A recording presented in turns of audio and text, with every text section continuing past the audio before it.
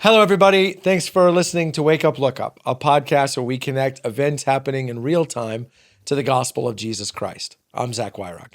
And in today's episode, we're asking the question, what does creativity teach us about sin? This is prompted by a pretty crazy story I read recently about 4 people in Southern California who hatched an insurance fraud scheme that is evil, but also a little hilarious. What they did is they parked a sports car outside of the home of one of the people involved in their plot. And the home had a camera, as so many homes do. And they had another person in their group dress up like a bear, put on a bear costume, and actually had some of those things you use to shred meat, like when you barbecue, as claws. And the bear got into the sports car and wrecked it. And then the people filed an insurance case on the car using the video evidence of the person in a bear costume to show that, yes, in fact, a bear had broken into the car, and then filed insurance claims to make money. They did it 4 times and received up to $140,000 from 4 different insurance companies until one of the insurance companies thought it was a little suspicious, and this is my favorite part, that they brought in the California Department of Fish and Wildlife and had them watch the video. And the quote in the article is that the fish and wildlife expert said, that is definitely a human in a bear costume, which I just would have loved to have been in the room when that was said. And so sure enough, they investigated under Operation Bear Claw and found these 4 people and the fraud they committed. It's a crazy story that Lifetime will probably turn into a movie at some point, but it makes me think of 2 things.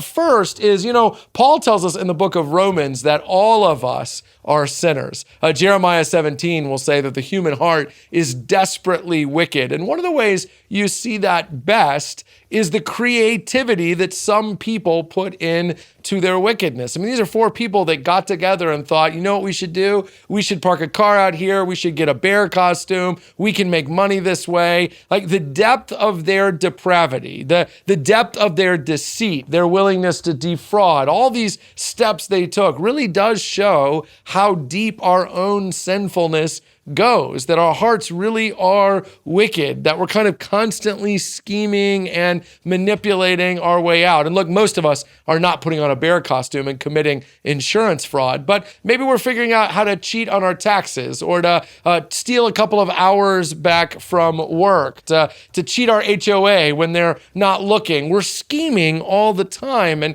that's part of what it means to be human. It's part of what it means to be fallen. And so sometimes I think we struggle with the idea that human beings are sinful, and stories like this always remind me, no, it's true. But here's the second thing.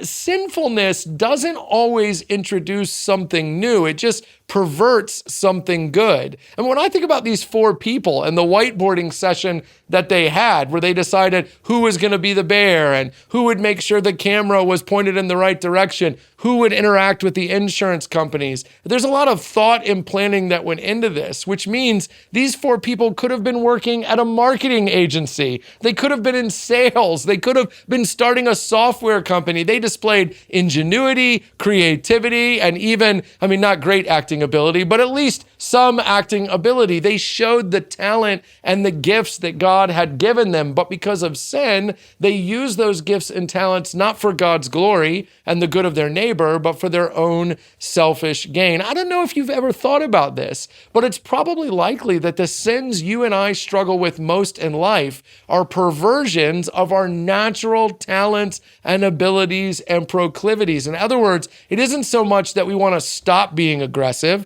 or stop being creative or stop having ingenuity. It's just that we're rerouting those things in a positive direction under the leadership of God. The truth is, we spend a lot of time and energy on being bad, time and energy that could just as easily be used for the glory of God and the good of our neighbors. Most of us need to do a quick systems check and realize that being bad is not only putting us at odds with God and at odds with each other, it's a colossal waste of time that could have been oriented in another direction. What does creativity teach us about sin?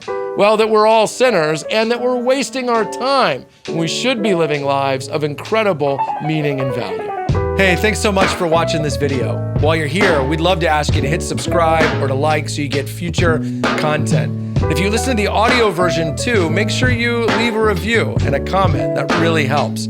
Consider sharing it on social media and helping us get the word out. And hey, while you're here, check out all the other content that Christ Community Chapel is putting out, including the videos that are around me right now.